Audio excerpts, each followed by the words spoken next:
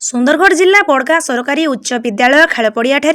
मंगलवार बृहत उठा जलसेचन प्रकल्प विभाजन झारसुगुड़ा पक्षर विभाजन स्तरीय पानी पंचायत पक्षपालन 2026 हो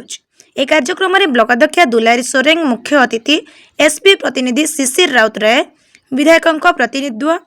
बाबुली करसेल, निर्वाही जंत्री देवी प्रसन्न स्वाई, जिला परिषद सौम्य अमीय कुमार प्रधान, बीईओ शांतिमुनि, सुरेखा हारू, कृषि अधिकारी ऋतुराणी कालु, प्रद्यनी,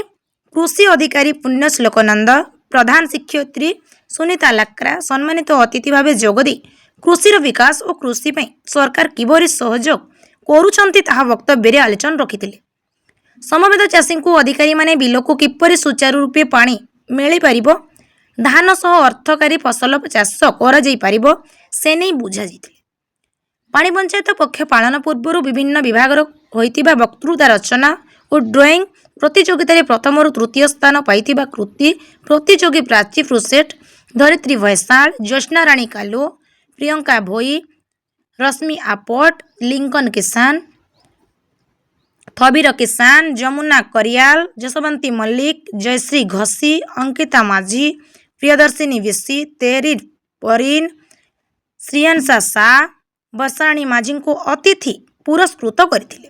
मुख्य अतिथि कार्यक्रम उद्घाटन करुछन्ति। Bureau report Odia Bhaskar.